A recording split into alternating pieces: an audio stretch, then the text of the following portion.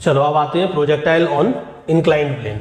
ये ले लिया इंक्लाइंड प्लेन, ये एंगल अल्फा, यहाँ से किसी बॉल को ऐसे फेंका गया, ठीक है, कितनी वेलोसिटी से, u से, कितने एंगल पर, थीटा एंगल पर, ठीक है, ये हमें दिया हुआ है। u वेलोसिटी से थीटा एंगल पर एक ऑब्जेक्ट फेंका गया on the inclined plane having inclination alpha.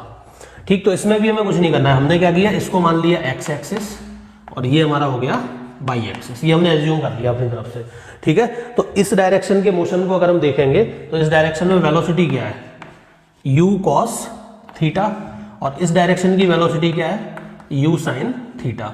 g जो है इस डायरेक्शन में काम कर रहा है, लेकिन हमें g के कंपोनेंट चाहिए along these two axis. So component of g along x axis, देखो ये वाला एंगल कितना है, ये वाला एंगल जो है भाई ये अल्फा है ना, तो ये एंगल कितना होगा, हमें इन दो एक्सिस पे कंपोनेंट चाहिए, एक ये वाला हमारा वाई एक्सिस है और ये क्या है x axis.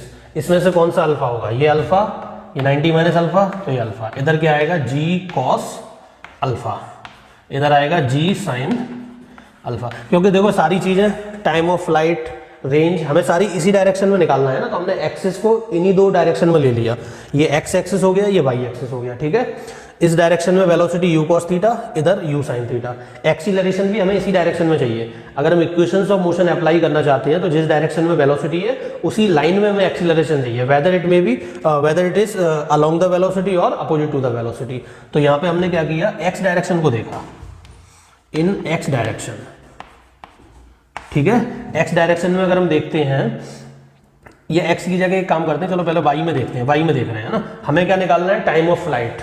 Time of flight क्या होता था, 2 इंटू वेलोसिटी परपेंडिकुलर वाली, तो परपेंडिकुलर वाली वेलोसिटी यहाँ पे कौन सी है, u sin थीटा, तो यहाँ पे क्या लिखेंगे 2u sin theta upon acceleration velocity की लाइन में, वेलोसिटी की लाइन में कौन सा एक्सीलरेशन है, g cos अल्फा, तो ये बना g cos अल्फा, ये आ गया टाइम ऑफ फ्लाइट। अब हमें क्या निकालना है, मैक्सिमम हाइट, तो मैक्सिमम हाइट निकालने का क्या तरीका है, वेलोसिटी का कंपोनेंट परपेंडिकुलर वाला कौन सा है, u sin थीटा, तो u स्क्वायर करना होगा, है ना, तो हम क्या लिखेंगे u sin थीटा का स्क्वायर अपॉन 2, और एक्सीलरेशन का कौन सा कंपोनेंट, जो इस वेलोसिटी की लाइन में होगा और इसके अपोजिट होगा, तो यहाँ पे वो कौन सा कंपोनेंट है, g cos अल्फा, ठीक है। इसमें कोई दिक्कत, यहां तक कोई परेशानी नहीं है। टाइम ऑफ फ्लाइट निकाला, मैक्सिमम हाइट निकाली। अब सबसे बड़ी चीज हमारे पास आती है हॉरिजॉन्टल रेंज। हॉरिजॉन्टल रेंज निकालने के लिए अब आते हैं एक्स डायरेक्शन में, ठीक है। तो हम यहाँ पे देख रहे हैं इन एक्स डायरेक्शन, इधर लिखते हैं ना, इन एक्स डायरेक्शन। एक्स डायरेक्शन में हमने क्या किया, सेकंड इक्वेशन लगाई। यहाँ पे ध्यान रखना हॉरिजॉन्टल वेलोसिटी कांस्टेंट नहीं रहने वाली है, क्योंकि हॉरिजॉन्टल डायरेक्शन में एक एक्सीलरेशन काम कर रहा है जी साइन थीटा, ठीक है। तो इसको कैसे लिखेंगे, देखो जरा, हमने क्या लिखा, r equals to, r means यहां से लेके यहां तक की डिस्टेंस, h मीन्स ये वाली हाइट, तो हमने क्या लिखा, इसको लिखा r यहां से क्या होगा, इस डायरेक्शन में इनिशियल वेलोसिटी क्या है, that is u cos theta, time कितना लगा, टाइम ऑफ फ्लाइट के बराबर minus half at square, a कौन सा होगा, ये वाला एक्सीलरेशन, यही तो इस लाइन का एक्सीलरेशन है, माइनस इसलिए क्योंकि ये वेलोसिटी की अपोजिट डायरेक्शन में है, तो half g sine theta into capital T का स्क्वायर। ये इक्वेशन रटनी नहीं है, टाइम ऑफ फ्लाइट जब हम यहाँ से निकाल चुके होंगे इस फॉर्मूले का यूज करके, तो सिंपली हमें क्या करना है, वो टाइम ऑफ फ्लाइट इसमें पुट करना है और हॉरिजॉन्टल रेंज निकल आएगी। अब प्रोजेक्टाइल की तरह ही कई सारी चीजें, जैसे मान लिया हमें एक्स और वाई कोऑर्डिनेट इसके निकालने हैं, तो वो भी हम लोग निकाल सकते हैं। देखो कैसे, जैसे हमसे पूछ लिया जाए कि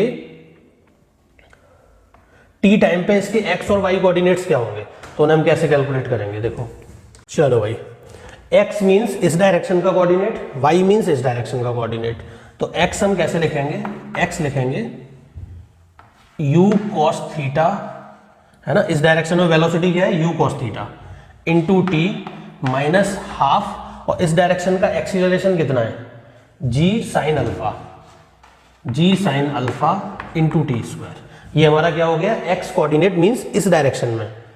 y कोऑर्डिनेट क्या होगा, y कोऑर्डिनेट हम लिखेंगे u sine theta into T, U T minus half, अब इस डायरेक्शन में एक्सीलरेशन कितना है, g cos alpha into T square.